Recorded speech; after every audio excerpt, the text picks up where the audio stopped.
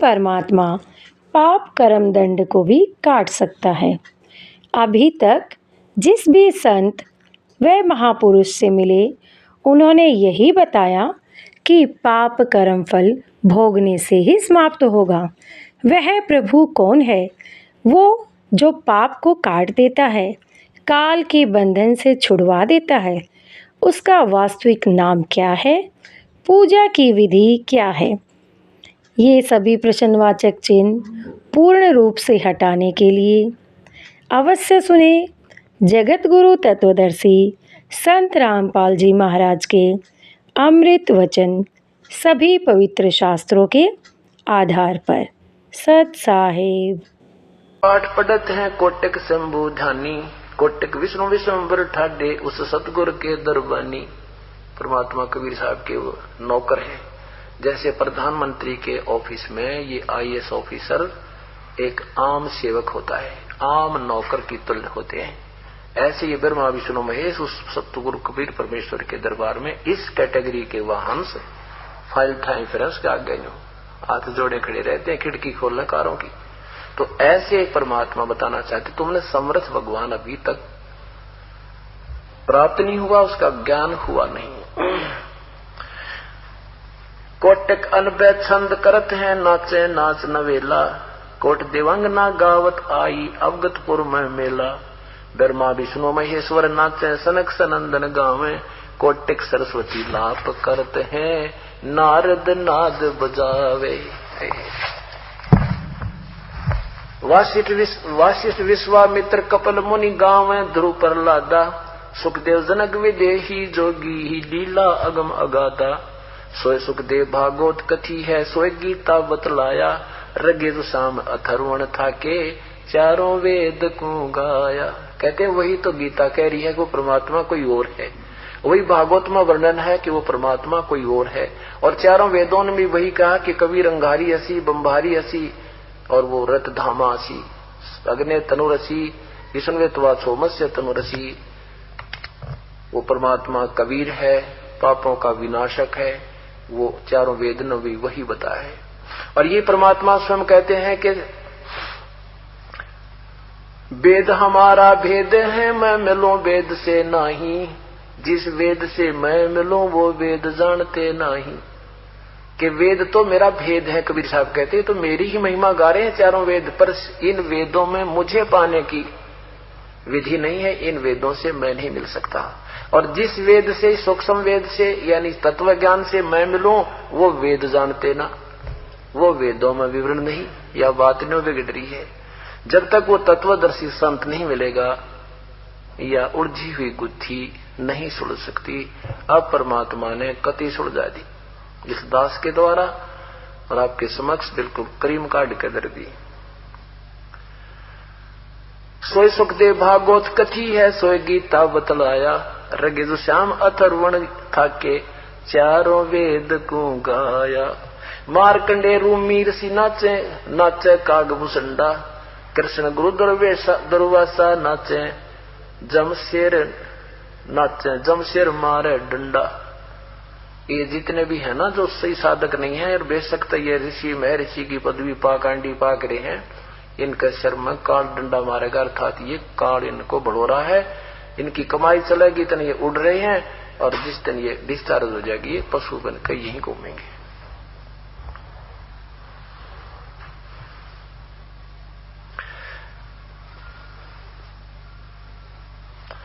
गोपीचंद भरतरी गोरख दत्त गोपीचंद भरतरी सुल्तानी बाजीदा, उर्दमुखी कुएं में लटके पहुंचे जान फरीदा।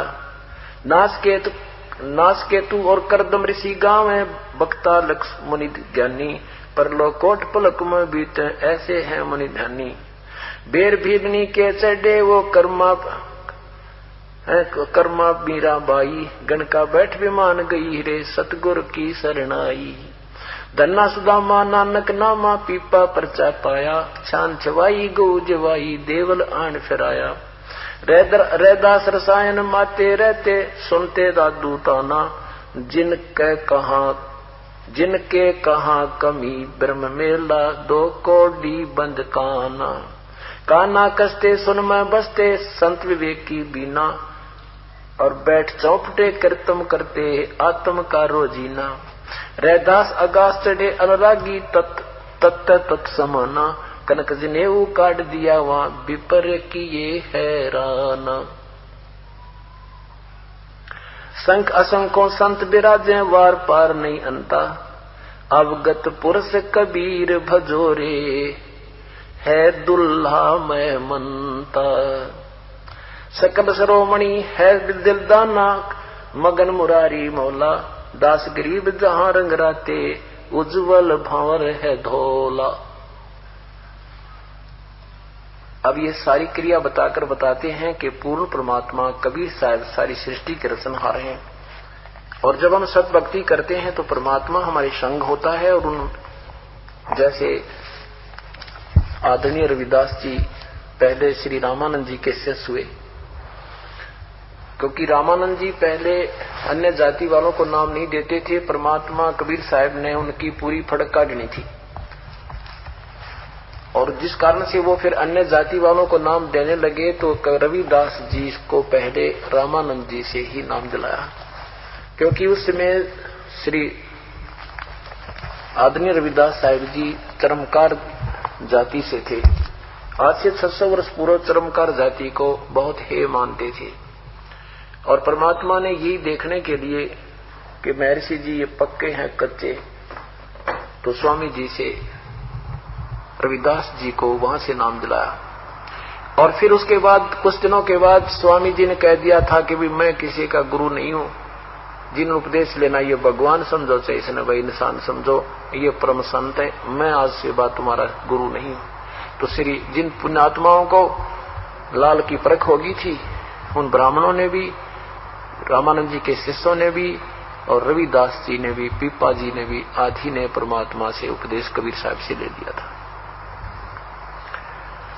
एक समय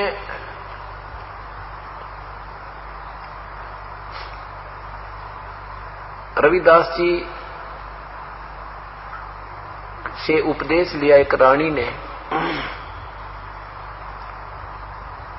और उसने एक भंडारा किया तो 700 ब्राह्मणों को आमंत्रित किया। अब ब्राह्मण लोगों ने आकर के अपना भंडारा वो उनका बचा दिया, 700 बैठ के जीवन खातर है। उधर से उस रानी ने अपने गुरुदेव रविदास जी को वहीं पर भंडारे, जहां भंडारा चल रहा था, वहीं पर एक आसन पर बैठा रखा आदर के साथ। अब जो ब्राह्मण लोग वो खीर खान लगे ना, जब देखा उन्हें, जब सारा भोजन उनके पास आ लिया, तो उन्होंने देखा कि ये चमार कैसे बैठा यहां पर भंडारे में। तो सभी खड़े हो गए और कहने लगे हम खाना नहीं खाएंगे। रानी ने पूछा क्या बात होगी विप्रवर, क्या त्रुटि रही हमारे भोजन में कि आपने ये छोटी जाति वाला यहां बैठा रखा है, हम नहीं खाना खाएंगे, हम जाते हैं यहां से। और रविदास जी खड़े हो गए, कहा कि हे विप्रजन, मेरे से गलती होगी, मैं अपनी औकात भूल गया, मेरा यहां स्थान नहीं था। वो उठकर चल पड़े। तो रानी ने कहा कि नहीं भगवान, आप बैठो यहां पर, ये भोजन खाओ चाहे मत खाओ, आप यहां बैठो। रविदास जी ने कहा कि नहीं बेटी, जो मैं कहूं ना ऐसे करें, मेरा क्या बिगड़े, ऐसा यहां बैठा हूं ऐसा वहां बैठ जाऊंगा, ये भंडारा खा लेने दे, ये महापुरुष भूखे नहीं जाने चाहिए। रानी से कहा कि नहीं, तू मेरी शिष्या है तो मेरी बात की अवहेलना मत कर। तो रानी चुप होगी। उनकी जहां जूते निकले हुए थे वहां रविदास जी विराजमान हो गए ब्राह्मणों के जूतों में। वो ब्राह्मण लोग बैठ गए फिर खीर खाने। अब वो खाने लगे ना, उसी समय 700 रूप बन गए रविदास जी के, और सबके साथ खाना खा रहे हैं। वो एक कहता कि देख तेरे साथ ये छोटी जाति वाला चमार खाना खा रहा है, वो कहता तेरे साथ भी तो खा रहा है, सारे कूद कूद पड़े। रविदास जी कहते हैं हे ब्राह्मणों, मैं तो यहां बैठा हूं आपका दास, मेरा क्यों मजाक करते हो, मैं तो यहां बैठा हूं। वहां भी बैठा है और 700 उनके साथ, उन ब्राह्मणों के साथ 700 रूप और धारण कर लिए। तब रविदास जी ने 2 घंटे उस कबीर परमेश्वर की शक्ति से उनका अज्ञान हटाया। उन 700 ब्राह्मणों ने पीछे मोटे मोटे जिने उगाड़ रखे थे, 1.25 मन सूत बना 700 ब्राह्मणों का, 1.25 मन वहीं तोड़कर डाल दिए जनेऊ और रविदास जी के चरणों में पड़कर अपना कल्याण करवाया। फिर रविदास ने ये लीला करनी थी, परमेश्वर ने, कबीर साहब ने उनको कुछ समय कभी कभी ये झटके देने होते थे ना, जिनको सीधा करने के लिए रविदास जी से कह देते थे कि तू नाम दे दे। और फिर रविदास जी ने कहा भाई मेरा ब्योत नहीं है। जब वो कति सीधे हो दिए फिर कबीर साहब से के समर्पण के इनसे उपदेश दो, अपना कल्याण कराओ। तो कहने का भाव ये है कि जब हम परम शक्ति से परम ज्ञान से परिचित हो जाते हैं, ये थोथे ज्ञान वाले व्यक्ति फिर टिक नहीं सकते। तो कहते हैं और ज्ञान सब ज्ञानेड़ी, कबीर ज्ञान सो ज्ञान, जैसे गोला तोब का इब करता चले मैदान दिया। और उस दिन वो विश्वामित्र वशिष्ठ जी को मारने के लिए उसी वृक्ष के ऊपर बैठा था छुप के, उसी वृक्ष के ऊपर बैठा था छुप के कि आज इसको ऊपर से कूद के और इस विश्वामित्र को भी मारूंगा।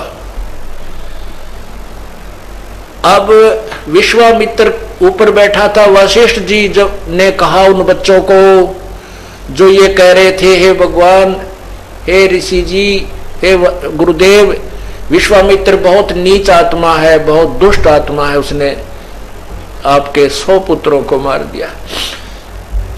वशिष्ठ जी कहते हैं कि बेटा विश्वामित्र बुरा व्यक्ति नहीं है, यदि उसके अंदर जरा सा क्रोध ना हो, अहंकार ना हो, उस जैसा महान व्यक्ति इस पृथ्वी पर नहीं है। वो बहुत नेक आत्मा है, ऐसा मत कहो बेटा। ऐसी बात जब अपने शत्रु के मुख से सुनी, विश्वामित्र को ग्लानि बन गई अपने आप तय। क्या मन में सोचा, रे तू तो बहुत नीच है और तूने इसके 100 पुत्र मार दिए, किसी के एक पुत्र को कोई मार दे और उसके मुख से कोई प्रशंसा सुनकर दिखा देना, सारी उम्र उस व्यक्ति की प्रशंसा वो नहीं कर सकता जिसका पुत्र मार दिया किसी ने। और जिसके 100 पुत्रों को मैंने मार डाला और वो मेरी प्रशंसा कर रहा है, मेरी यथार्थता को बता रहा है। ये सत्य है कि मेरे अंदर अहंकार भरा है, जिस कारण से मैंने ये 100 बच्चों की हिंसा कर दी। और ब्रह्म हत्या तो एक ही भयंकर होती है। इतनी बात सुनकर विश्वामित्र के हाथ पैर कांपने लग गए और वृक्ष की टहनियों को पकड़कर नीचे उतरा। और नीचे उतरकर कहां तो वशिष्ठ जी को मारने गया था, वशिष्ठ जी के चरणों में गिरकर रोने लग गया और कहता मुझे माफ कर दो महापुरुष, मैं बहुत नीच व्यक्ति हूं। तो उस दिन कहा था कि उठो ब्रह्म ऋषि, वशिष्ठ जी ने कहा कि उठो ब्रह्म ऋषि, आज तू ब्रह्म ऋषि हो गया, आज तेरे अंदर अहंकार नहीं रहा, अब मैं तुझे ब्रह्म ऋषि कहूंगा।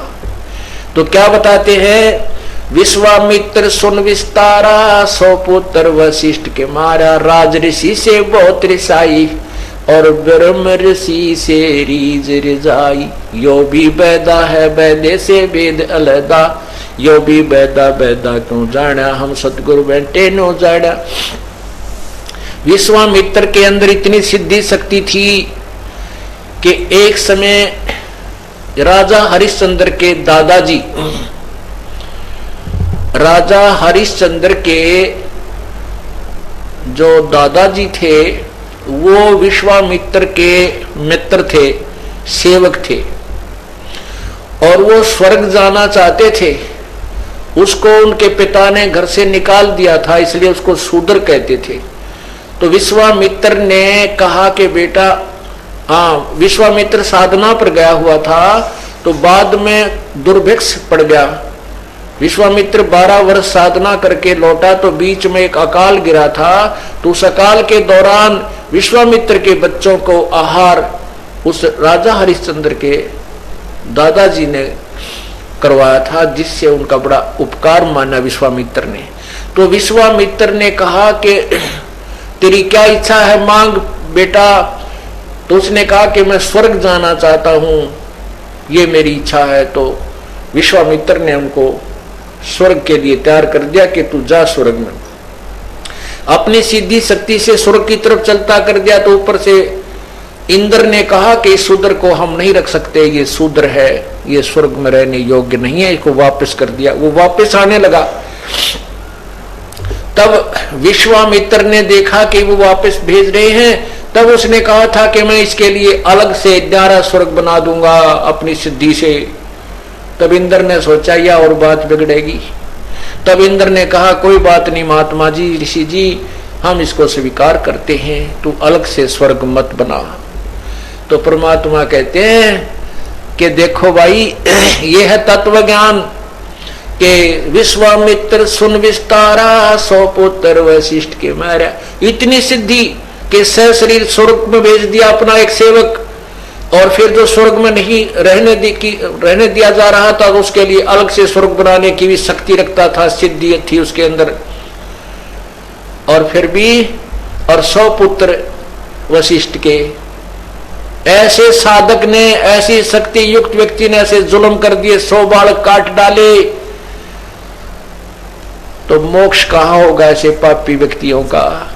इसके विषय में बता रहे हैं, ये भी वैदा है, वैदे से भेद अलैदा। इतना सिद्धि युक्त कोई व्यक्ति है, वो भी मोक्ष का अधिकारी नहीं है। केवल इस सिद्धि के कारण उसको ये मान लो कि ये बड़ा महापुरुष है, नहीं। सिद्धि तो इस जीव की शत्रु है। अपने पुण्य कर्मों से 12 वर्ष साधना कठिन तप करके विश्वामित्र आया। उस कमाई को वह लोग दिखावा करके समाप्त कर दी। एक व्यक्ति को स्वर्ग भेज दिया, क्योंकि विश्वामित्र के पुण्यों के आधार पर वो स्वर्ग गया। अलग से अगर वो भी कोई लोक स्थापित करता तो भी विश्वामित्र की कमाई से जाते, और वो -0 हो गया। वो अपनी भक्ति समाप्त करके 84 लाख योनियों में धक्के खाओगा। तो क्या बताते हैं, सुर नर मुनि जन 33 करोड़ी, बंदे सभी निरंजन डोरी। ये 33 करोड़ देवता, ये ऋषि कहते काल की डोर तो बंधे हुए हैं, ये इनसे दूर नहीं हो सकते, क्योंकि इनकी साधना शास्त्र विरुद्ध है, शास्त्र अनुकूल नहीं है। बेशक ये कितने सिद्ध नजर आते हैं, इन सिद्धियों के कारण इनको हम भगवान या परमात्मा प्राप्ति के लक्षण युक्त नहीं मान सकते। जैसे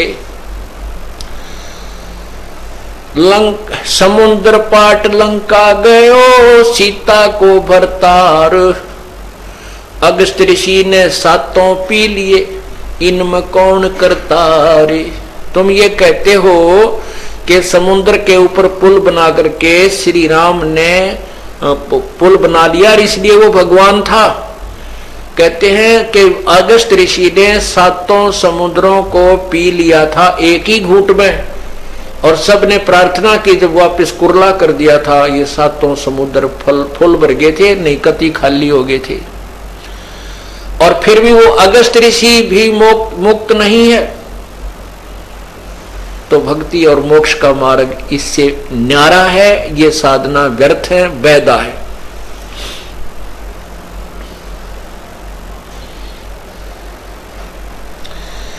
हरिश्चंद्र सतयुग में थे राजा, जिनके कौन बिगाड़े काजा। विश्वामित्र दई तरासी, हरिश्चंद्र बांध बिकाए काशी। यो भी वैदा है, वैदे से वेद अलैदा। अब आपने सुना कि ये साधना जो आपको बताई गई हैं, जो ये इस प्रकार की क्रिया करते हैं, ये सब व्यर्थ हैं, ये मोक्षदायक नहीं है। आपने सुबह के सत्संग में सुना था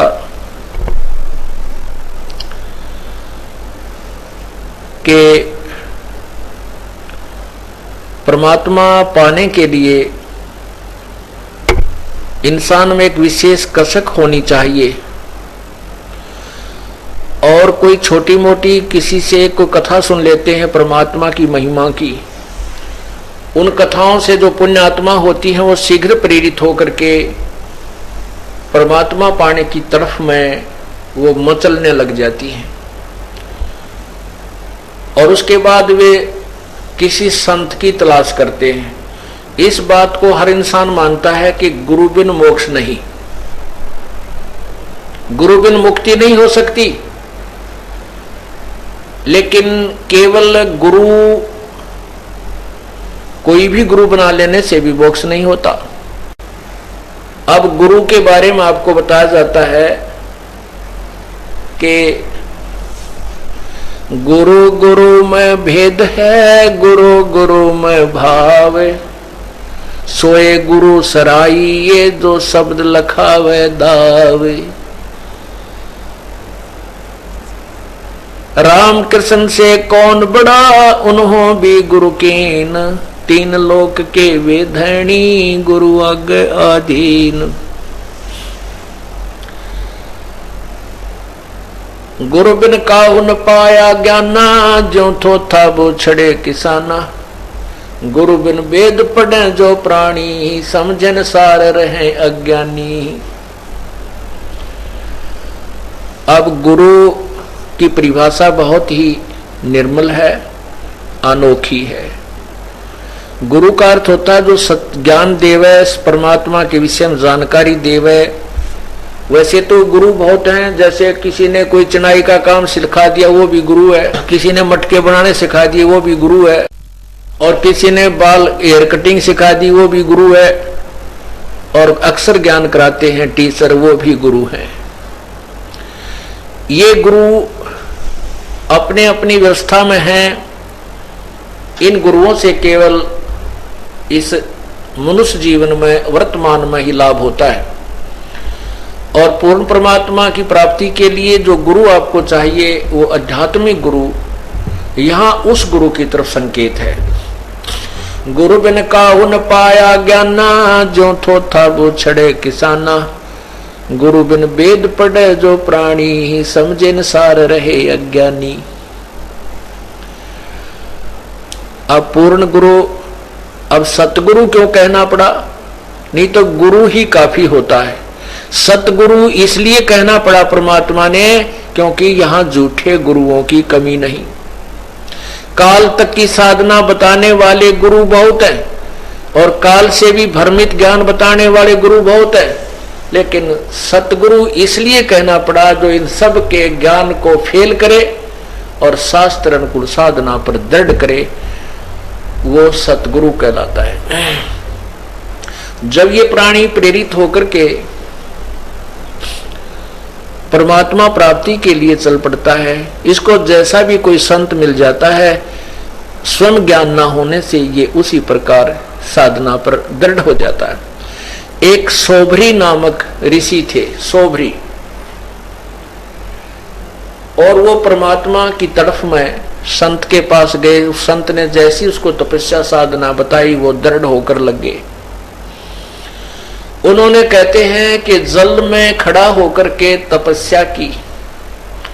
बाल ब्रह्मचारी था, शादी भी नहीं कराई थी, और एक दरिया में जाकर के वहां तपस्या की बहुत दिनों तक, 10-12 वर्ष तक। वो वहां फिर क्या देखने लगा, कुछ दिन के बाद एक मगरमच्छ था, और उस मगरमच्छ की काफी संतान थी। तो वो मगरमच्छ के पोते पोती, दोते दोती, वो उस मगरमच्छ के आसपास प्यार से घूमती थी और अपनी दोम से उस मगरमच्छ को प्यार देती थी, लाड करते थे। जैसे पोते पोती को दादा दादी की छाती पर लौट जा, कदे उसके कंधे पर बैठ जा, बैठे गए, तो इस तरह वो प्यार देती थी, और वो मगरमच्छ उनसे बड़ा प्रसन्न रहता था, खुशी मनाता था। अब उस सोभरी ऋषि के मन में यह प्रेरणा होगी, मैं शादी करवाऊं और ब्याह करवा के मेरे पोते पोती हों, और उन पोते पोतिया में दोता दोतियों के साथ ऐसे ही लाड लडाऊं। अब वह छोड़ भक्ति और निकला जलमत बार। कहां पहुंचा? मान धातार राजा के पास गया।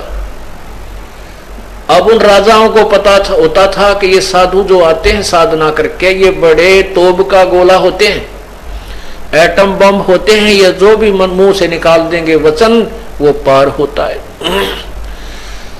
अब वो सोबरी ऋषि तपस्या करके उसका शरीर भी वृद्ध हो रहा, काफी वर्ष हो गए थे और हाड़ सारे दिखे, बूढ़ी सी शकल, बाल बढ़ रहे। और वो जाकर मानधाता राजा से बोला कि आप मुझे एक कन्या दे दो, अपनी लड़की मेरे से ब्याह दो। मानधाता के 50 लड़की थी। अब राजा बड़ी असमंजस में फंस गया, जब नाटू तो शराप देगा, अरे इसे बूढ़े बूढ़े के अपनी जवान लड़की ने ब्याह हो, मेरा कैसा मूर्ख नहीं, बताइए क्या करूं, ये भगवान बड़ा फंसा।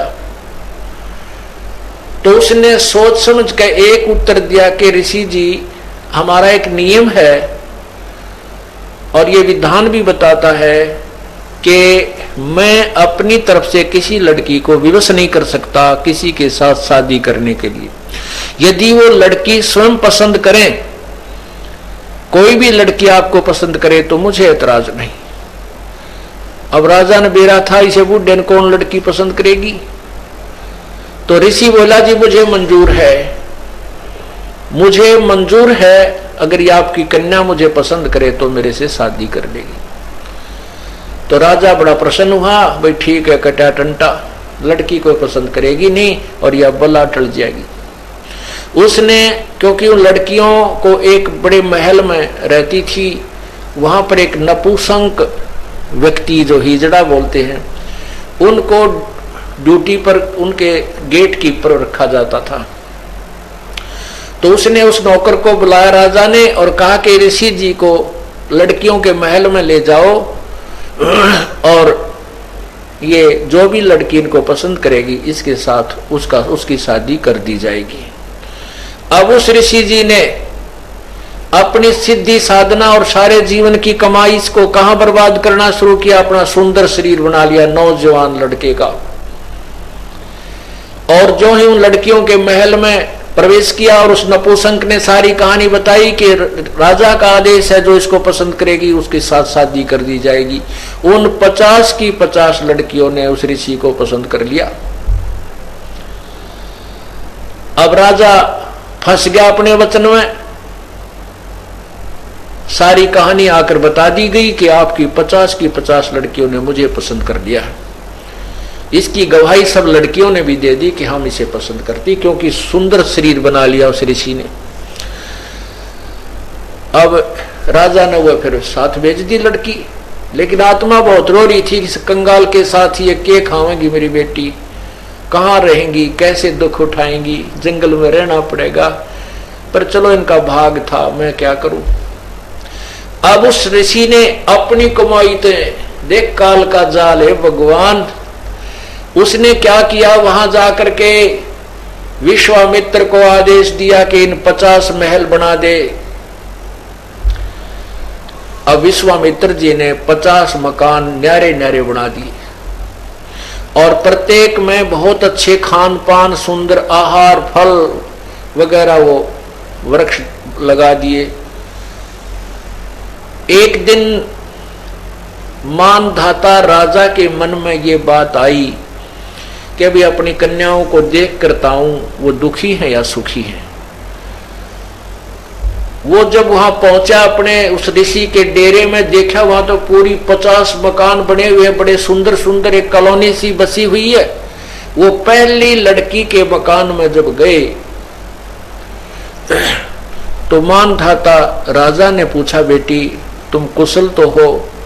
कि पिताजी वैसे तो हम कुशल हैं, कोई कमी नहीं, लेकिन माता पिता की याद तो आती ही रहती है और बाकी हमें कोई कष्ट नहीं। एक मुझे कष्ट है कि ये मेरा पति मेरे पास ही रहता है, दूसरी बहनों के पास कभी नहीं जाता। अब वो दूसरी कन्या के पास गया तो उसने भी यही कहा, पिताजी हम बहुत सुखी हैं और मुझे एक बात का दुख है कि मेरा पति मेरे ही पास रहता है, दूसरी बहनों के पास नहीं जाता। ऐसे 50 के महल में जाकर उसने देखा कि 50 की 50, क्योंकि एक सिद्धि वो चोले धारे, एक सिद्धि नीतत विचार है, ये सर्व अपनी ही कमाई से ये ड्रामेबाजी करवा देता है काल। अब उसने इतनी कमाई कर ली थी, सोबरी ऋषि ने 50 तो शरीर धारण कर लिए, 50 की 50 औरतों को भोग रहा है, और उधर 51वां अलग से और बैठा है। जब मानधाता सब लड़कियों के पास होकर के फिर देखा कि ऋषि तो बाहर भी बैठा है, तब उसके चरणों में मस्तक झुका दिया कि आपकी लीला अपरंपार है। अब उस राजा के लिए तो भगवान सिद्ध हो गया वो सोबरी ऋषि। अब उसकी पोल खुलती है, अब देखना आगे क्या होता है। अब सोबरी ऋषि के 150 लड़के हो गए, 150 बच्चे हो गए, तो 50 लड़कियां, 2-2, 3-3 बालक हुए, 50 पत्नियां।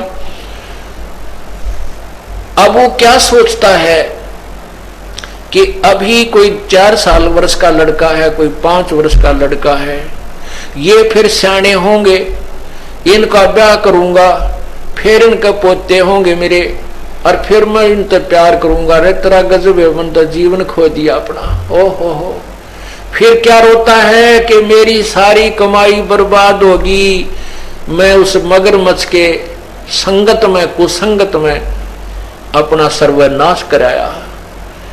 अगर वो मगरमच्छ को मैं नहीं देखता, वो कैसे अपने पोते पोतिया में मस्त हो रहा था, प्यार से खुश रहता था, आज मैंने अपना सर्वनाश कर लिया। जो 20, 30, 40, 50, 60 वर्ष में जो साधना की थी वो बर्बाद कर दी, वो नष्ट कर दी।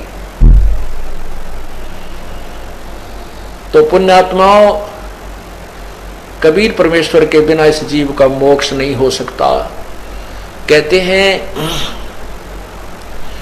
गोरख से ज्ञानी घण ये सुख दे जति जिहान, सीता सी बहु भारिया ये संत दूरी अस्थान।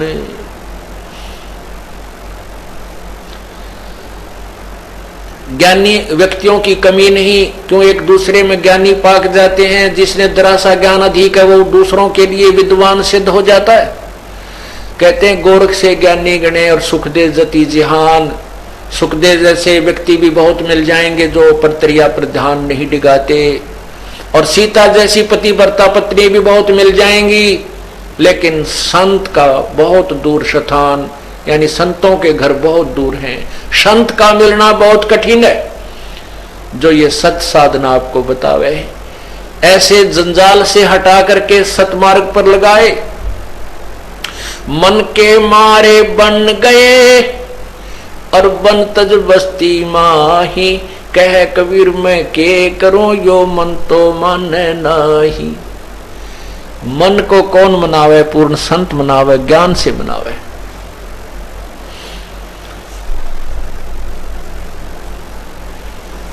अब पुण्यात्माओं, परमात्मा के चाहने वाली आत्माओं की कतई कमी नहीं।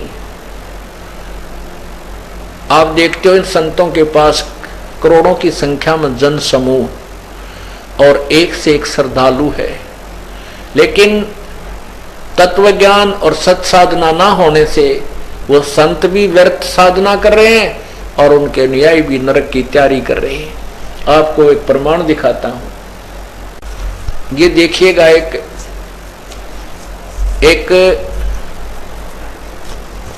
भिवानी के अंदर, भिवानी जिला में एक महात्मा हुए ताराचंद जी,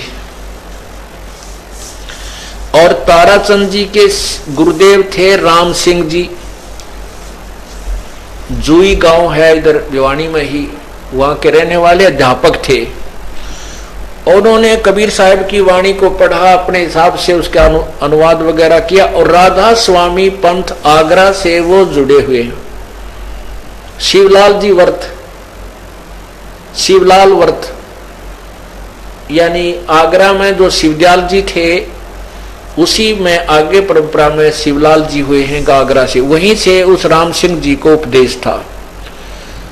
और ताराचंद जी जो दिनोद वाले हैं वो राम सिंह जी अर्थात राधा स्वामी पंथ से जुड़े हुए थे, राम सिंह जी के शिष्य थे। ये पुस्तक है राधा स्वामी,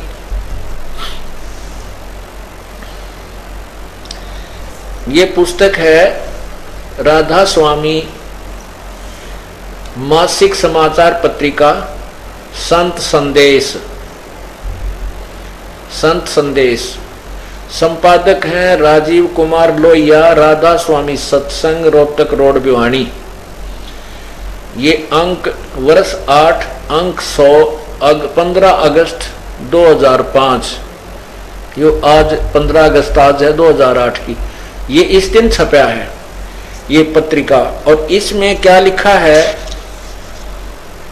ये ताराचंद जी थे, ये वर्तमान में अब उनके स्थान पर बैठे हैं महापुरुष। ये हैं ताराचंद जी। और इसमें क्या लिखा है, ये वही है संत संदेश। और इसमें बताया कि संत ताराचंद जी के कैसेट भरी हुई, संत ताराचंद जी की कैसेट भरी हुई है 5 जून 1993 की।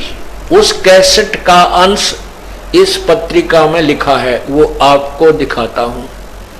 आप दांतों तले उंगली दबाओगे। और इनके ये कहते हैं संत जी कि 12 लाख श्रद्धालुओं को उपदेश दिया है मैंने।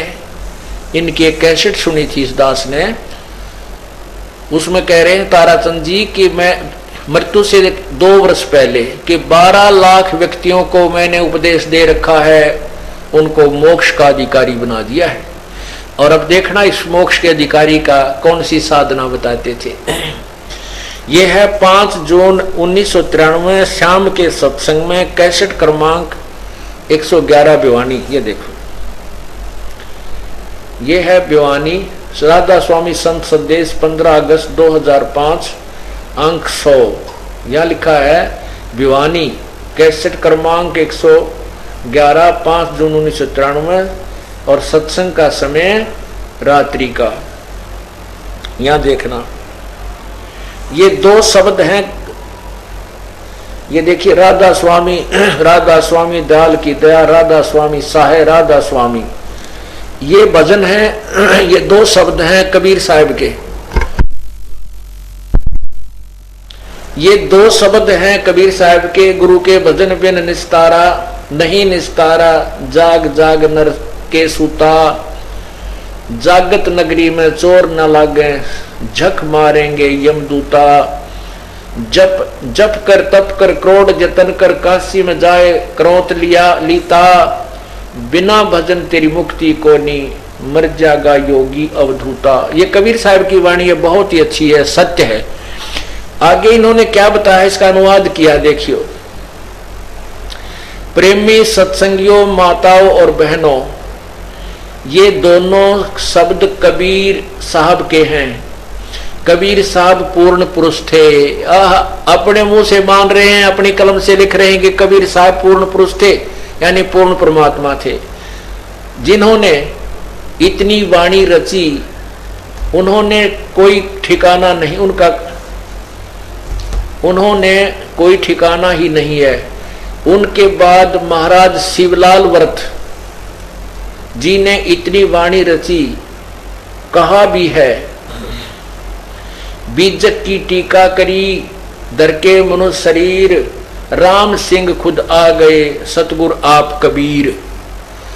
और आगे देखो कबीर साहब की आड़ लेकर के ये लोग क्या बताते हैं। उन्होंने कहा कि महर्षि जी कबीर का ही अवतार थे। ये शिवलाल व्रत के बारे में कह रहे हैं। ये राधा स्वामी वाला वो शिवदयाल के बाद है, वो शिवलाल व्रत। शिवदयाल अलग है, शिवलाल व्रत उन्हीं में से उनका शिष्य था शिवदयाल का। उस शिवलाल व्रत जो कह रहा है कि कबीर साहब पूर्ण परमात्मा थे, शिवलाल जी कह रहे हैं पर कबीर साहब तो पूर्ण परमात्मा थे। और राम सिंह जो दनौद वाले ताराचंद जी के गुरु हैं, वो समर्थन कर रहे हैं कि शिवलाल ही कबीर ही शिवलाल रूप में आए थे, उन्हीं का अवतार बना। अब आगे वो साधना क्या बताते हैं। अब देखो कबीर साहब की आड़ लेकर ये लोग दुनिया को मूर्ख बनाते रहे कि कबीर साहब को मानते हैं कि वो पूर्ण परमात्मा है और साथ में साधना गलत दे रहे हैं। राधा स्वामी वाले स्वयं मान रहे हैं कि कबीर परमात्मा पूर्ण परमात्मा थे। और फिर आगे क्या बताते हैं, गलती उन्होंने क्या कर दी, वो साधना गलत बता दी। अब देखो, ये देखो, बीजक की टीका करी धर के मनुष्य शरीर, राम सिंह खुदा गए सतगुरु आप कबीर।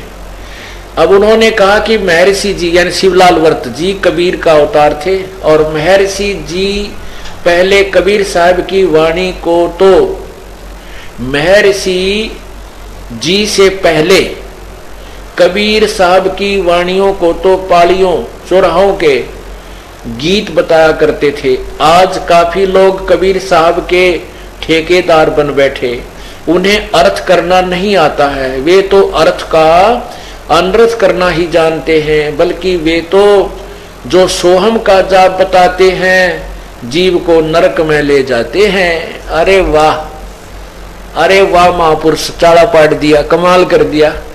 क्या बता रहे हैं, महिमा तो कबीर साहब की गा रहे हैं और कहते हैं शिवलाल जी ने बताया है कि जो सोहम का नाम जाप बताते हैं वो तो जीव को नरक में ले जाते हैं। और परमात्मा खुद कहते हैं सोहम शब्द हम जग में लाए, सार शब्द हम गुप्त छुपाए। और नानक जी के बारे में आपने पढ़ा था, देखा, साखी बालाजी वाली, उसमें खुद कहते हैं कि गुरु नानक जी ओम सोहम का जाप जपते हुए चल रहे थे। और ये कहते हैं जो सोहम जाप देते हैं वो नरक में भेजते हैं। अरे वाह महापुरुषों, काल के ठेकेदार थे ये, दुनिया को गुमराह करने के लिए आए थे। ये विनोद वाले, राधा स्वामी वाले, धन धन सतगुरु वाले, बाल ये हंसा देश वाले, निरंकारी, ये सब काल के दूत हैं और काल के जाल में जीवों को फंसाने के लिए काल प्रेरणा से ही ये गुमराह कर रहे हैं। अब ये क्या कह रहे हैं कि जो सोहम नाम देते हैं वो तो नरक में भेज रहे हैं। अरे वाह, आगे देखो, आगे देखो, ये फिर क्या बताते हैं। उन्होंने कहा है कि महर्षि जी यानी शिवलाल व्रत कबीर का अवतार थे, और महर्षि जी से पहले, महर्षि शिवलाल व्रत से पहले तो कबीर साहब की वाणी को पालियों के गीत बताया करते थे। आज काफी लोग कबीर साहब के ठेकेदार बन बैठे हैं, उन्हें अर्थ नहीं करना आता। वे तो अर्थों का अनर्थ करना ही जानते हैं, बल्कि वे तो सोहम का जाप बताते हैं जो जीव को नरक में ले जाते हैं। सोहम तो एक जगह है। अरे वाह, अरे वाह, राधा स्वामी वाले ने कहा सोहम तो एक जगह है, नाम नहीं जाप करने का। ये फूटे भाग मारे। सोहम तो एक जगह है, जो सोहम में पहुंच जाता है उसे शांति मिलती है। और पर काल से कभी भी नहीं बच सकता। अब देखो इनकी कमाल बुद्धि, इन बुद्धि पर पत्थर पड़ रहे। आगे सोहम के विषय में क्या बताते हैं। एक प्रेमी ने मुझसे कहा कबीर साहब की वाणी को देखो, कहते हैं सोहम आप कबीर हैं। मैंने कहा कि उन्होंने कोई बुरी बात नहीं लिखी, लोग यूं ही डूबते मरते हैं। उन्होंने लिखा है सोहम, सोहम का अर्थ है तू भी ब्रह्म है और मैं भी ब्रह्म हूं। ये ऊपर तो जगह बताया था, यहाँ कहते अभी ऊपर तो कह रहा है सोहम एक जगह है, अरिब कहते सोहम का अर्थ है तू भी ब्रह्म है और मैं भी ब्रह्म हूं। कबीर साहब ने यही तो कहा है कि मुझ में और ब्रह्म में कोई फर्क नहीं है, समुद्र में जाने पर सब एक रूप है। पर यह तो नहीं कहा कि मैं सोहम से पैदा हुआ हूं, या कहा है कि सोहम मुझसे पैदा हुआ है। सोहम तो काल में रह जाता है, सो मुझसे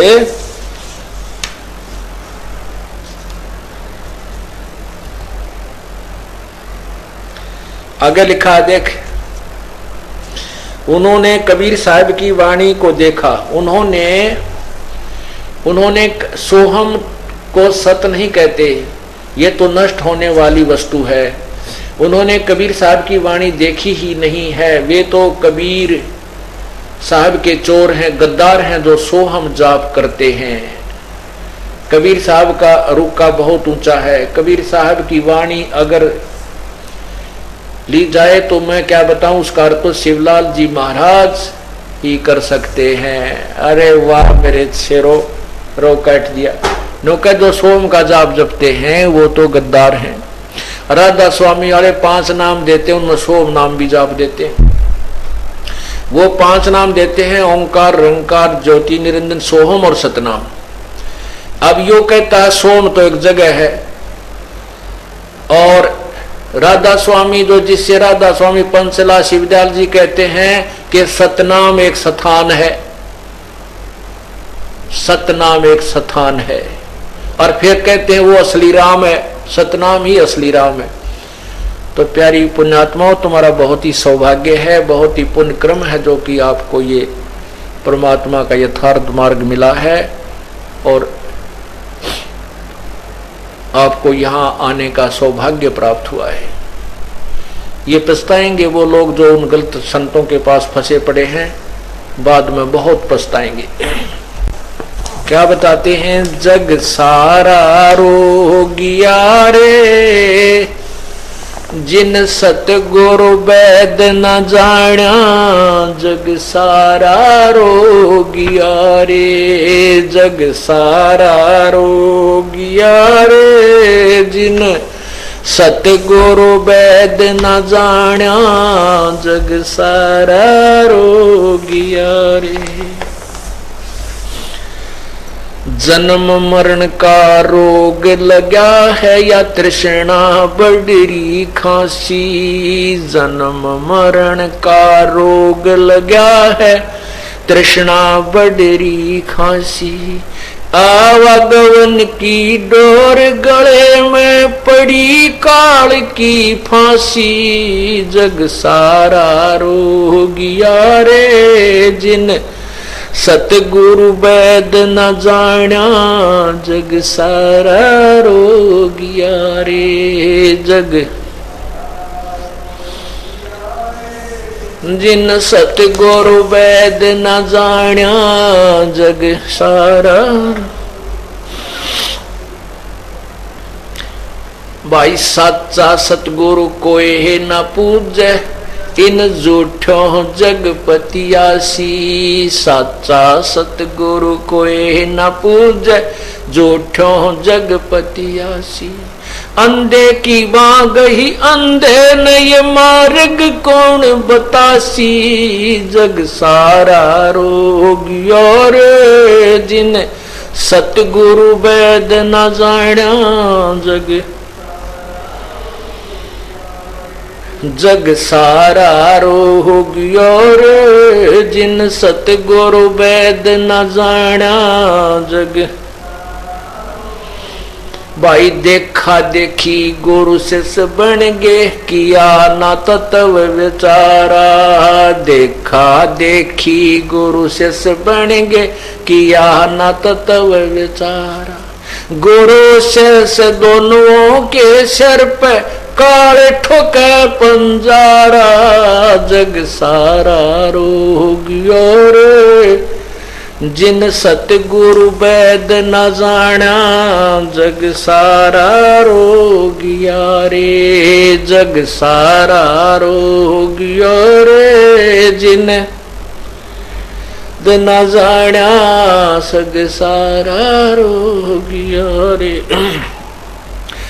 सार शब्द सर जीवन बूटी, गस गस अंग लगावे, सार शब्द सर जीवन बूटी, गस गस अंग लगावे। कहे कबीर तुम सत कर मानो, ये जन्म मरण मिट जावे, जग सारा रोगिया रे, जिन सतगुरु वैद न जाण्या, जग सारा रोगिया रे, जग सारा रोगिया रे, जिन सतगुरु वैद न जाण्या, जग सारा रोगिया रे। सार शब्द सर जीवन बूटी, गैसे गैसे अंग लगावे सार शब्द सर जीवन बूटी गैसे गैसे अंग लगावे। कहे कबीर तुम सतकर मानो ये जन्म मरण मिट जावे जग सारा रोगिया रे जिन सतगुरु वैद न जाना जग सारा रोगिया रे जिन सतगुरु वैद न जाना जग। निरंजन धन तेरा दरबार निरंजन धन तेरा दरबार जहाँ पर तनिक न न्याय विचार निरंजन धन तेरा दरबार निरंजन बार जहाँ पर तनिक न न्याय विचार जहाँ पर तनिक न न्याय विचार। वैश्या ओढ़े मुल मुल खासा गलमोतियों के आर वैश्या ओढ़े मुल मुल खासा गलमोतियों के हार। पतिव्रता को मिले न खाद्य सूखा नरस आहार निरंजन धन तेरा दरबार निरंजन धन तेरा दरबार जहाँ पर तनिक न न्याय विचार जहाँ पर तनिक न न्याय विचार निरंजन धन तेरा दरबार निरंजन। भाई पाखंडी की पूजा जग में संत को कहें लबाड़ पाखंडी की पूजा जग में संत को कहें लबार। अज्ञानी को परम विवेकी ज्ञानी को मूड गवार निरंजन धन तेरा दरबार निरंजन धन तेरा दरबार जहाँ पर तनिक न न्याय विचार जहाँ पर। कहे भाई कहे कबीर सुनो भाई साधो सब उल्टा व्यवहार कहे कबीर सुनो भाई साधो सब उल्टा व्यवहार। सच्चों को तो ये झूठ बताओ इन झूठों का एतबार निरंजन धन तेरा दरबार निरंजन धन तेरा दरबार जहाँ पर तनिक न न्याय विचार निरंजन धन तेरा दरबार। कहे कबीर सुनो भाई साधो सब उल्टा व्यवहार कहे कबीर सुनो भाई साधो सब उल्टा व्यवहार। इन सच्चों को तो झूठ बताओ इन झूठों का एतबार निरंजन धन तेरा दरबार निरंजन धन तेरा दरबार निरंजन धन तेरा दरबार निरंजन धन तेरा दरबार।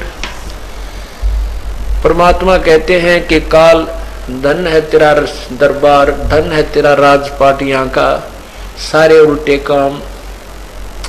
अज्ञानियों को तो महर्षि कहे महर्षि शिवलाल महर्षि दयानंद जी ने कहेगा बिना बेरा है और ज्ञानी ने मूड गंवार। परमात्मा आए थे उनके बारे में कहते वो के जाना वो तो तंबुए लेकर गाया करता था अनपढ़ अशिक्षित था गंवार था। कबीर परमेश्वर को तो ये ऐसी संज्ञा देते थे।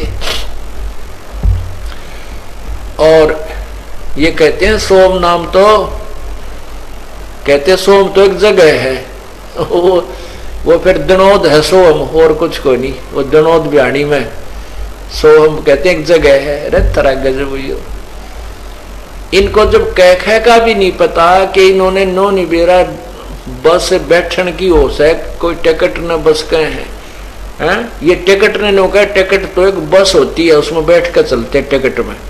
सोहम तो एक नाम है टिकट है। जो पैसे से खरीदी जाती है, अर्थात तो सोहम नाम की जो कमाई से हम और कहाँ पहुंचेंगे, सतलोक जाना है। सतलोक जगह है, सोहम की प्रयत्न से कमाई से वहां पहुंच पाएंगे। और परमात्मा इसलिए कह रहे हैं कि इन पाखंडियों की पूजा जग में संत ने कहे लबार, अज्ञानी को परम विवेकी, ज्ञानी को मूड गंवार, निरंजन धन तेरा दरबार। कहे कबीर सुनो भी साव दो सब उल्टा व्यवहार, और सच्चा को तो झूठ बताओ, इन झूठों का एतबार, निरंजन धन तेरा दरबार। अब आज के सत्संग में जो आपने ये निर्णय सुना है सुबह से लेकर अभी तक कि जो साधना ऋषि महर्षियों ने की वो यूजलेस थी। हमारे को बेशक ही हमारी दृष्टिकोण में वो बड़े सिद्ध नजर आवे थे, लेकिन तत्व ज्ञान की दृष्टि से वो कति -0 थे। एक महापुरुष 50 रूप धारण किए हुए है, 51वां अलग बैठा है, और देखने वाली दुनिया के लिए तो एक बहुत बड़ा आश्चर्य बना हुआ था, और उनको बड़े पहुंचे हुए महापुरुष मानते थे। अब तत्व ज्ञान की तराजू में जब तोला वो तो कुछ भी नहीं थे, खक थे। वो खुद रोता है लास्ट में कि मैंने अपना जीवन बर्बाद कर दिया, मैंने अपनी कमाई बर्बाद कर दी। उनकी महिमा जो अपना नाश कर गए भक्ति का, उनकी महिमा आज तक गाई जाती है। भाई सोबरी ऋषि जैसा महापुरुष तो हो नहीं सकता। अब जिसके पास वो साधना की, तपस्या की, किसी प्रकार की जो उसने ओम नाम का जाप किया, उसकी कमाई से उसने अपनी जो इच्छा की वो दे दी गई, लेकिन मोक्ष से वंचित रहा। एक सिद्धि होती है जो कई रूप धारण कर लेती है। तो जो नाम आपको बताया जाता है, जो साधना आपको बताई जाती है, उस नाम की कमाई में सिद्धियां भी आप में आ जाएंगी। आप कहां मार खाओगे, कहां बर्बाद हो जाओगे। यह जो आपको नाम मिला है, ये बहुत अच्छी कमाई आपकी हो रही है। आपके वचन में भी शक्ति हो जाएगी। आप इसको खराब करने लगोगे तो आपके अंदर से बहुत कुछ सिद्धियां हो जाएंगी, लोगों के काम भी सरने लग जाएंगे, लेकिन आप अपना भक्ति का नाश कर जाओगे। इसलिए बच के रहना है, अपनी कोई भी कमाई को दूसरों को नहीं जाने देना है, तभी हम आगे चल पाएंगे, नहीं तो हम कंगाल हो जाएंगे। अब क्या बताते हैं, शब्द महल में सिद्ध 24, हंस बिछोड़े विश्वे 20। कि हम जो नाम तुम्हें देते हैं इसमें 24 सिद्धियां आ जाएंगी आपके अंदर। अन्य जो साधक हैं, ये सोबरी ऋषि जैसे, विश्वामित्र जैसे, वशिष्ठ जैसे, तो हार्ड वो तप करके 1, 2, 4 सिद्धियां प्राप्त कर पाते थे। आप इस नाम की कमाई में 24 सिद्धियां आ जाएंगी, लेकिन ये सिद्धियां आपके नाश का कारण बन जाएंगी, आपने इनको प्रयोग करना शुरू कर दिया तो। शब्द महल में सिद्धि 24, अंश बिछोड़े विश्वे 20। एक सिद्धि सुर देव मिलावे, एक सिद्धि मन वृत्ति बतावे। एक सिद्धि हो पौन स्वरूपी, एक सिद्धि हो अनुरूपी। एक सिद्धि निस्वासर जागे, एक सिद्धि सेवक हो आगे। एक सिद्धि सब सागर पीवे, एक सिद्धि जो सब गठ। एक सिद्धि सुरगापुर ध्यावे, एक सिद्धि सो सब गठ छावे। एक सिद्धि सब सागर पीवे, एक सिद्धि सो बहु जुग जीवे। एक सिद्धि जो उड़े आकाशा, एक सिद्धि परलोक के वासा। एक सिद्धि कष्ट तन जारा, एक सिद्धि तन हंस नियारा। एक सिद्धि जल डूब न जाई, एक सिद्धि जल पैर न लाई। एक सिद्धि बहु चोले धारे, एक सिद्धि नी तत्व विचार। एक सिद्धि पांचों तत् नीरम, एक सिद्धि जो वज्र शरीरम। एक सिद्धि पीवे ना खाई, एक सिद्धि जो गुप्त छिपाई। एक सिद्धि ब्रह्मांड चलावे, एक सिद्धि सब नाद मिलावे। एता खेल खिलारी खेले, सो हम हंसा प्रगट वेले। 24 को नामन चावे, सो हंसा शब्द अतीत कहावे। प्रसिद्धि पूर्ण पटरानी, सतलोक की कहूँ निशानी। सुख सागर सतलोक सुख सागर पाया, सतगुरु भेद कबीर लखाया। परमहंस पेखो परवाना, जन कहता दास गरीब दीवाना। कहते हैं कि हम जो आपको नाम दिया है ये सतनाम, इसमें आपको 24 सिद्धियां प्राप्त हो सकती हैं। कौन कौन सी सिद्धि बताई है? एक सिद्धि सुरदेव मिलावे, एक सिद्धि मनवृत्ति बतावे, एक सिद्धि माया का संसार है, कदम कदम पर धोखा है। शरण ले लो सतगुरु की, यही सुनहरा मौका है। ऐसे ही आध्यात्मिक वीडियो देखने के लिए हमारे चैनल को सब्सक्राइब करें। बोलो बंदी छोड़ सतगुरु रामपाल जी महाराज की जय। सत साहिब।